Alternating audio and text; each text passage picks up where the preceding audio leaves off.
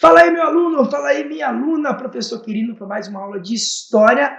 E nessa aula de hoje nós vamos ver a Revolução Francesa, isso mesmo. Matéria que sempre cai na sua prova, claro que não toda, nós já sabemos mais ou menos o que deve ser cobrado, tá ok? Mas eu preciso de um contexto histórico para você entender essa mega ultra revolução chamada Revolução Francesa. Primeira coisa, meu aluno, eu quero que você entenda essa revolução como alguém que passe perto de uma poça d'água, joga uma pedrinha e vai formando ondas. Consegue imaginar comigo?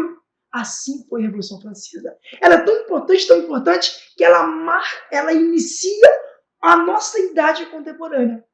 Ela muda o período histórico, ela muda o marco histórico, para você ter ideia. Assim que ela acontecer, estaremos então no que a gente chama de era contemporânea, a era que nós estamos, tá bom? Mas para nós entendermos um pouco dessa Revolução Francesa, que o seu Enem cobra mesmo, meu aluno, é a era napoleônica. Só que para nós entendermos, eu quero que você viaje aqui comigo. Por que essa Revolução Francesa aconteceu?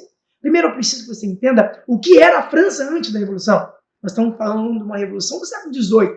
Então, até o século XVIII, meu aluno, a França ainda era agrária, a França ainda vivia sob um absolutismo sufocante da família Bourbon. Tinha uma corte frívola, uma corte gastadeira, que mexia lá com festas palacianas, com o dinheiro do povo. Tá? A França se envolveu em diversas guerras dispendiosas, né? Vou destacar duas para vocês. Uma de 1763, esquece a data, tá ok? Eu quero que você não olhe data a partir de agora. Então, esqueça o que eu falei, esquece data. Eu quero que você viaje comigo. Então, meu aluno, para você conseguir entender a Revolução Francesa, essa mega revolução, eu preciso que você entenda o que era a França antes da Revolução, às vésperas. Então, entendemos o seguinte: a França era ainda governada por uma família, como é que eu posso dizer, um absolutismo sufocante da família Bourbon. Tinha gastos dispendiosos, uma corte frívola, gastadeira, gastava com festas, orgias, festas palacianas, com dinheiro do povo. A França se envolve em duas guerras dispendiosas, todas duas contra a própria Inglaterra, que vai acontecer a chamada Guerra dos 7 Anos, quando a França, com Luís XV, inventa de brigar com os ingleses para que Luís XV se tornasse maioral e fosse tão honrado quanto o pai Luís XIV havia sido. Ele inventa uma briga que não tem nada a ver com os ingleses acabam ganhando esse conflito e a França vai ter que entregar o Canadá e a Índia para a Inglaterra. Primeira porrada.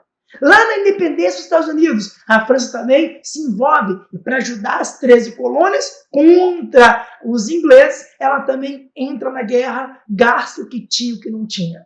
Vai acompanhando comigo. Absolutismo sufocante, gasto dentro de uma corte, guerras dispendiosas e, se não bastasse isso, uma sociedade dividida em estamento. Isso em pleno século XVIII. Você tem o primeiro estado composto pelo clero, o segundo estado composto pelos nobres e o terceiro estado, meu aluno, muita atenção agora, o terceiro estado, com 85% da população, composta pelo mais ralé dos mais ralés até o mais rico do burguês. Então, eu quero que você entenda uma coisa para o seu Enem. A Revolução Francesa não é uma briga entre ricos e pobres, é uma briga pelo fim de privilégio, meu aluno. É assim que você vai acertar a sua prova. Não adiantava eu ser rico na França nessa época. Eu ainda assim era composto do terceiro estado. Eu não tinha nenhum tipo de regalia. Porque acompanha comigo, meu aluno, o primeiro e o segundo estado tinham os privilégios. O terceiro estado, embora tivesse a maioria, eles não tinham privilégio algum. E, além do mais, pagavam todos os impostos. O primeiro e o segundo, nada pagavam. Esse é o cenário que vai acontecer na Revolução Francesa. E é claro que tudo tem estopim, alguém tem que acender o fósforo no barril de pólvora que já se encontrava na França. E tudo acontece lá quando um ministro do Luís XVI, então agora rei, resolver as finanças da França, tá? Aumentando mais os impostos. Essa é a ideia central. Os países se juntam, porque a França deve pra caramba, para manter todo esse luxo. Ela, além de explorar o povo, ela pega dinheiro emprestado com todo mundo, meu aluno. E é claro que eles estão entrando em falência. O povo, então, claro que os países se reúnem e falam, vamos cobrar da França. Então, um ministro chamado Necker, na França, resolve, então, dar um jeito na finança da França. Fazendo o quê? Aumentando os impostos. Só que, para isso, ele inventa de chamar a Assembleia dos Estados Gerais. Não era o primeiro, segundo, terceiro estado, meu aluno? Acabei de falar isso com vocês. Pois bem, ele vai chamar os 3 estados para uma votação. E quem perdesse essa votação pagaria os impostos e os aumentos, então, propostos pelo Negueb. Acontece que se a votação fosse por cabeça, meu aluno, tudo bem para o terceiro estado. Era uma maravilha. 85% do povo está lá. Mas no dia da votação, todo mundo lá para votar, Luiz XVI Barra. Ei, vocês vão onde? Ah, vamos votar. Não, não, não, que isso? Votar? Não. Eu quero um representante do primeiro, um representante do segundo e um representante do terceiro. Meu aluno, você é inteligente, você que está aí do outro lado, já entende o que vai acontecer. O primeiro estado, eles vão votar juntos. Eles têm todos os privilégios. O terceiro estado vota sozinho. É claro que a votação vai dar sempre 2 contra 1, já que o primeiro e o segundo estado sempre vão votar juntos. Essa perda no terceiro estado é o que nos interessa para entendermos a Revolução Francesa. Quem está no terceiro estado? O pobre, o povão, mas também está a burguesia.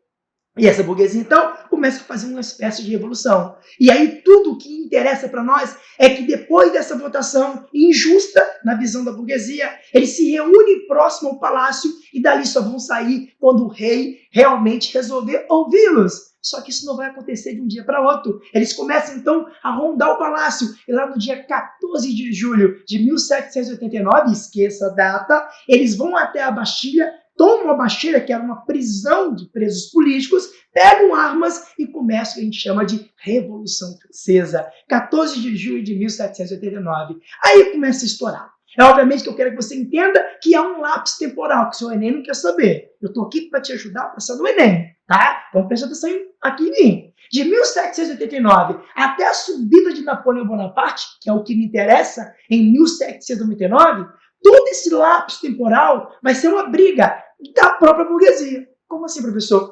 A burguesia vai chegar ao poder? Vai, mas ela se racha, meu aluno. Ela vai se dividir em girondinos, aqueles que pegaram as melhores terras de Girondas após a Revolução. Porque assim que eles tomam a Bastilha, assim que eles pressionam o rei, começa uma reviravolta.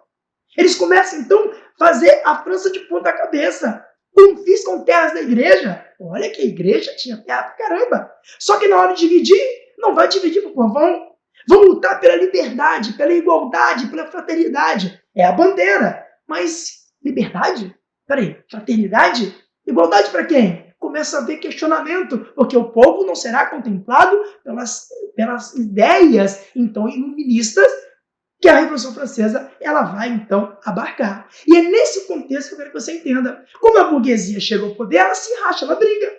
Aqueles que pegaram as melhores terras de Girondas vão ser denominados de girondinos, representando a alta burguesia. Já aqueles que não pegaram tantas terras, mas que é chamado de baixa burguesia, serão chamados de jacobinos, porque eles se reuniam no convento de Saint-Jacques. Daí o nome jacobinos. E ainda tem uma outra divisão ainda, que são os pântanos, ou planície, que eu vou querer que você entenda comigo, uma burguesia financeira. Os banqueiros, que ganham muito dinheiro com a França realmente em desordem. Então há 3 grupos na França agora. Os jacobinos representando a baixa burguesia, a alta burguesia representada pelos girondinos e a burguesia financeira, os banqueiros, representados pela planície. Esses 3 vão brigar durante esse lapso temporal até a subida de Napoleão Bonaparte, que é o que interessa para o seu Enem. Nessas idas e vindas, os jacobinos tomaram o poder, chegaram, governaram, fizeram a lei do preço máximo. Tivemos um líder, que você não vai precisar decorar o nome dele, chamado Robespierre, tá? Nós tivemos, então, essa alternância de poder.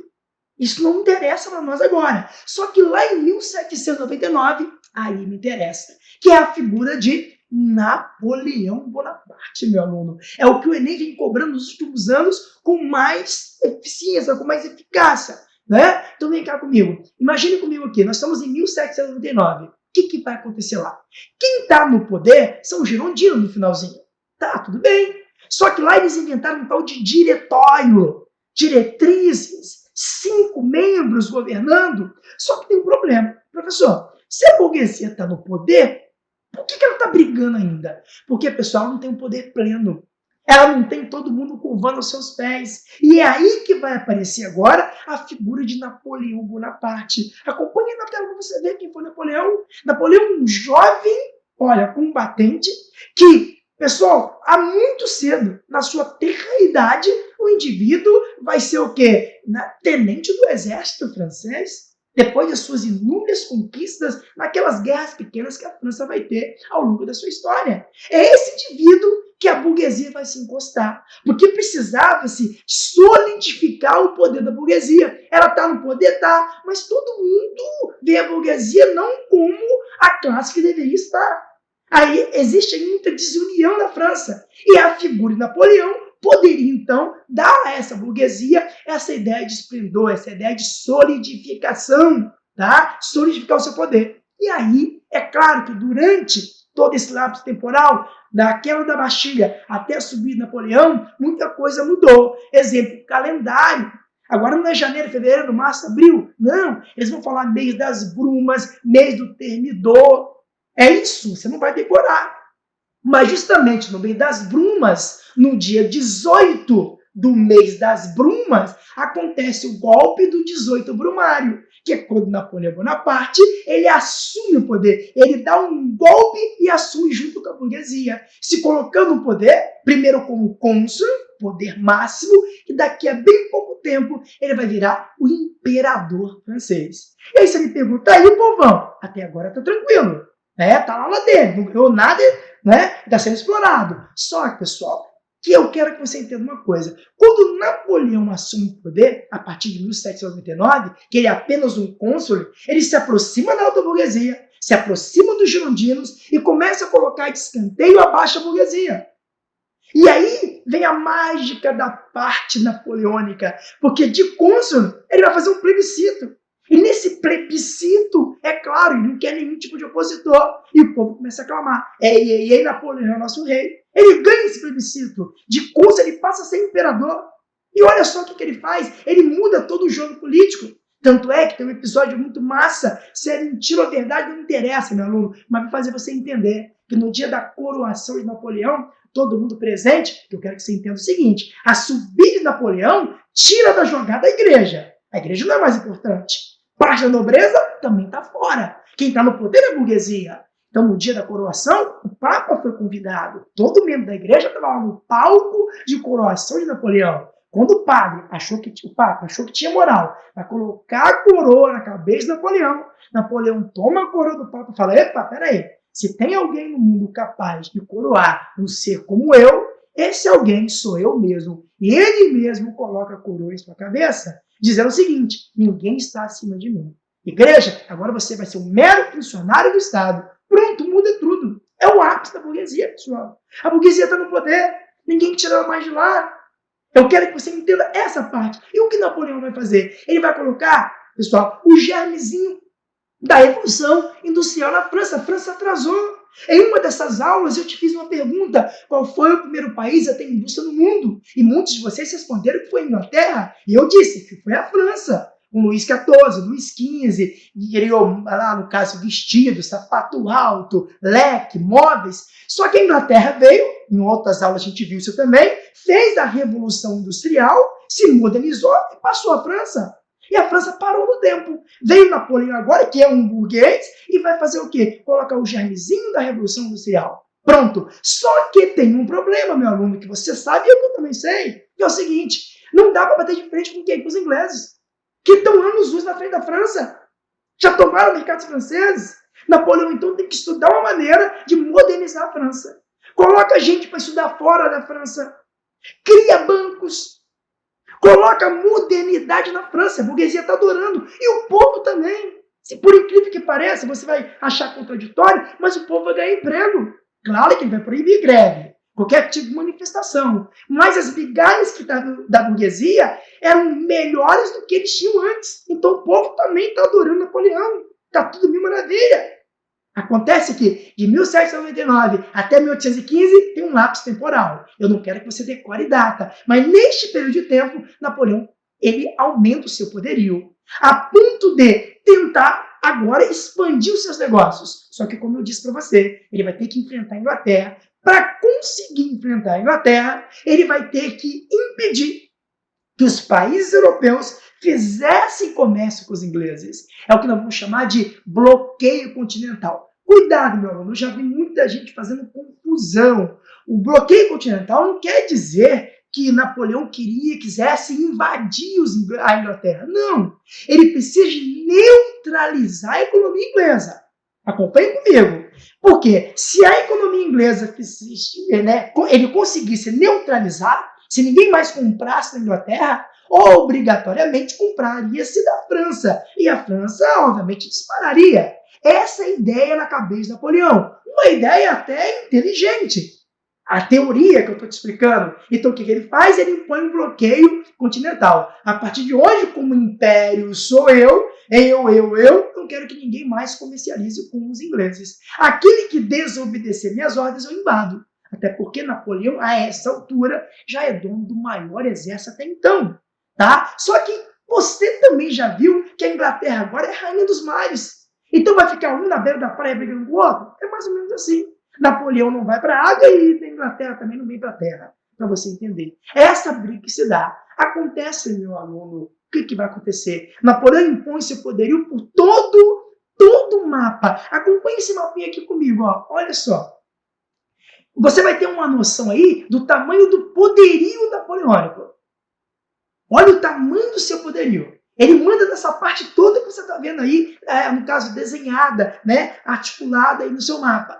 Então, todo esse povo aí não pode mais fazer comércio com os ingleses. Só que tem dois países que eu quero que você preste atenção comigo. Primeiro vai ser aqui em Portugal. Portugal não vai conseguir obedecer Napoleão por vários fatores. Entre estes, lá atrás, tá? Portugal já tinha comércio com os ingleses. Uma palavra muito feia, chamado Tratado de Mentwin, também conhecido como Tratado de Panos e Vinhos, em que Portugal ele vai vender vinhos para os ingleses e os ingleses vão vender tecido para Portugal. Mas como você é aluno esperto, você é aluno inteligente, nessa venda de vinho, de tecido, Portugal acaba tomando na cabeça. Portugal fica no prejuízo. Ele vai ter sempre uma balança comercial desfavorável.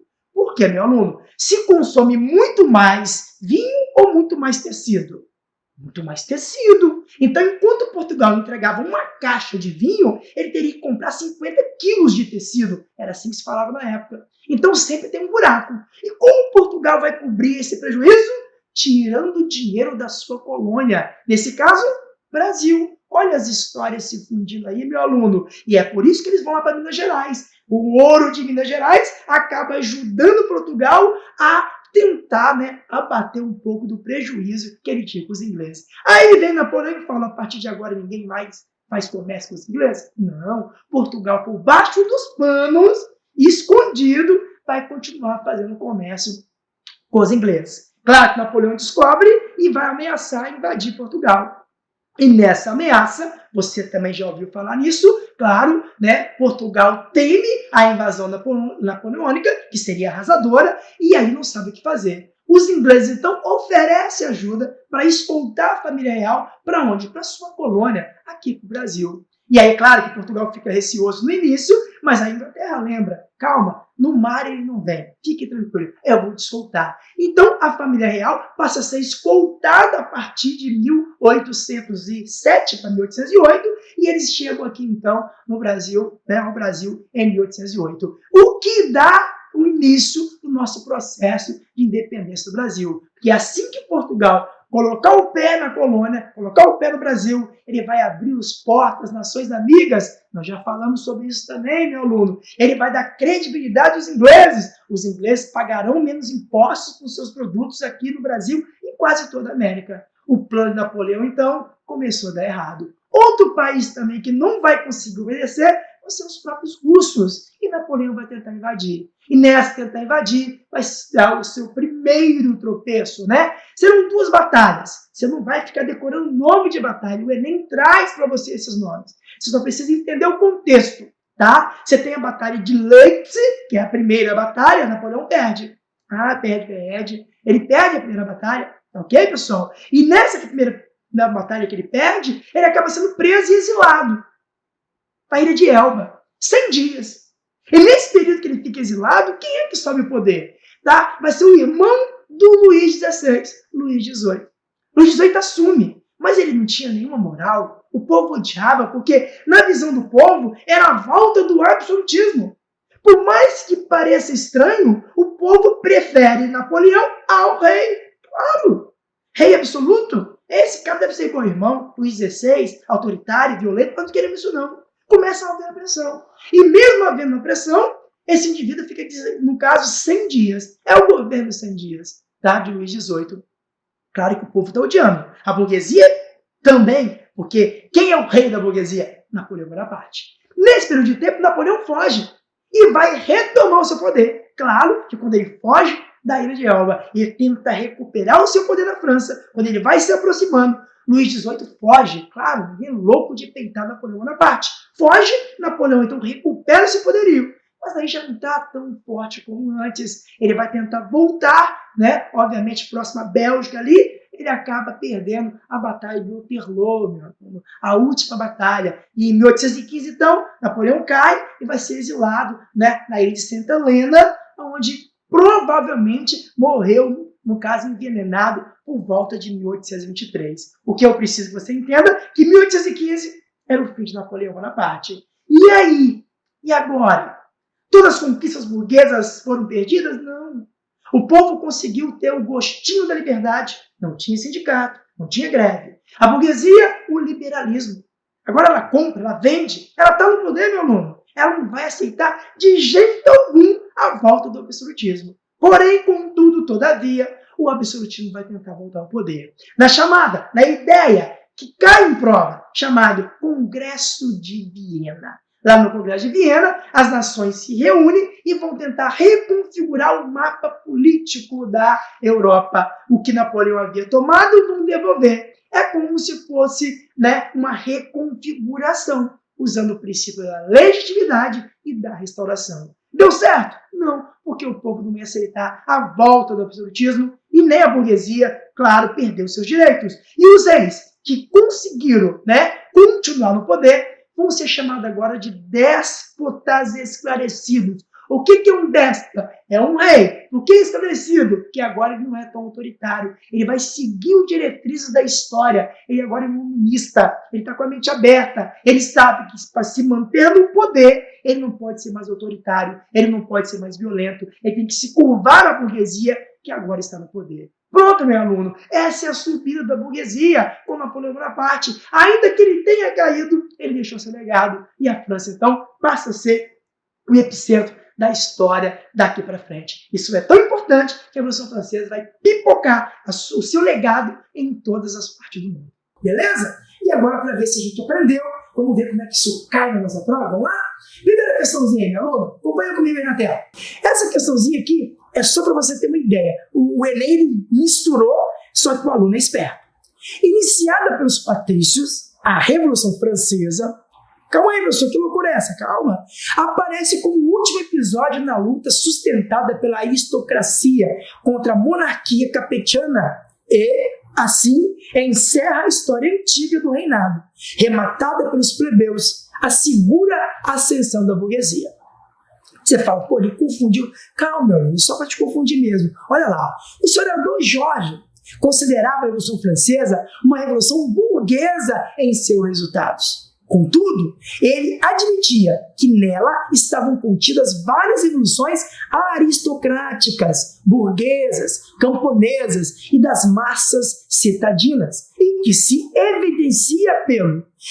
Você vai ter que perceber aí se realmente o historiador, por que ele vê a Revolução Francesa como uma revolução de vários grupos, burgueses, aristocráticas, tá? Camponesas, é o que ele quer. Então, vamos ver se a gente identifica entre as questões esses grupos. Então, veja bem, o que a pergunta faz, hein? As que é evidenciada pela letra A, papel que as massas camponesas exerceram no período jacobino, quando tomaram a frente da Revolução e impuseram ferozmente as suas demandas. Isso não aconteceu, tá?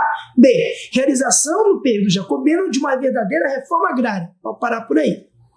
Reforma agrária, eles nem conseguiram. C. Persistência da alta burguesia que, apesar das divergências, foi a principal líder no processo de derrubada da monarquia durante toda a Revolução.